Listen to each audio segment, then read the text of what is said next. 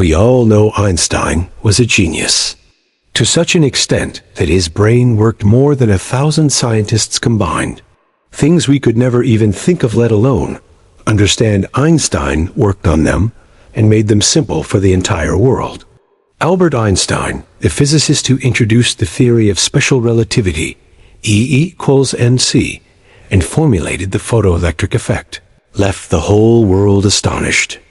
For this very reason, he was honored with the Nobel Prize. Looking at his extraordinary intelligence and deep understanding, people believed Einstein's brain was far from ordinary, something unique compared to the average human. Einstein himself was aware of this, which is why he did not want his body to be studied after his death. Instead, he instructed that his body be cremated. But exactly what Einstein feared is what happened. On April 13, 1955, Einstein passed away in Princeton Hospital. The doctor performing the autopsy secretly stole his brain, curious to know what was hidden inside the mind of such a genius. Welcome once again to another Amir TV video. The man who took Einstein's brain was Dr. Thomas Harvey, who cared more about studying it than the consequences. When Princeton Hospital learned about this theft, they fired him. Yet, Dr. Harvey managed to convince Hans Albert, Einstein's son, to allow research on the brain so the world could learn about it. From that moment, a long journey began for the brain. Dr. Harvey, being a pathologist, had knowledge limited to postmortems. Still, he believed he could study this extraordinary brain. Unfortunately, Harvey lost not only his job at Princeton Hospital, but also his title as pathologist.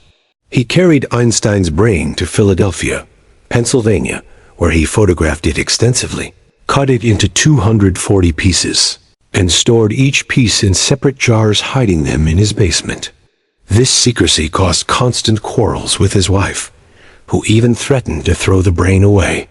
The arguments grew so intense that they ended in divorce. Dr. Harvey then moved to Wichita, Kansas, taking Einstein's brain with him. There he worked as a medical supervisor, while in his free time, he tried studying the brain. Later, he changed jobs often, moving from one city to another, always with the brain in tow. Even after years, Harvey could not produce solid research on Einstein's brain. His medical license was eventually revoked, and things became so desperate, he ended up working in a plastics factory. That's when he made a wise choice, sending pieces of the brain to top neurologists around the world for detailed analysis. 30 years after the theft, in 1985, the first study on Einstein's brain was published. Over the next 28 years, many neurologists released further studies, all pointing to significant differences between Einstein's brain and the average human brain. The most striking discovery was in the corpus callosum. It's important to understand that the human brain is divided into two halves. Any action a person does is processed in one half before sending signals to the corresponding part of the body. The left side controls the right body, while the right side controls the left. For about 90% of people, speech, comprehension, mathematics, and writing are functions of the left brain. The right brain, meanwhile, governs creativity, shapes, art, and music. But how do both sides coordinate? That's where the corpus callosum comes in. Imagine typing on a computer or phone. Both hands are active. Left hand typing some keys, right hand others. Suppose your left hand makes a mistake, and instantly your right hand corrects it. That means the right brain made the error, but the left brain fixed it through signals. The bridge that connects the two halves of the brain is called the corpus callosum. And Einstein's was larger than normal, meaning his left and right brain had an exceptionally strong connection. This allowed him to visualize and process extremely complex problems. Besides this, Einstein's brain patterns were also unusual, which scientists believe allowed smoother neuron flow. A better neuron flow meant immense ability in mathematical thinking. Einstein could solve complicated problems mentally without needing pen and paper. Interestingly, when weighed, his brain was 1230 grams lighter than the average 1400 grams. Researchers suggest the thin lining of his brain allowed it to pack more neurons, boosting his processing power. But one major question remained. Was Einstein born with such a brain, or did it develop later? Research found that as a child, Einstein spoke only after the age of 5, while most children speak at 2 or 3. Even then, he avoided talking much and preferred staying lost in thought. His memory was weak. He struggled even to memorize multiplication tables. Instead of rote learning, he mastered processing numbers logically.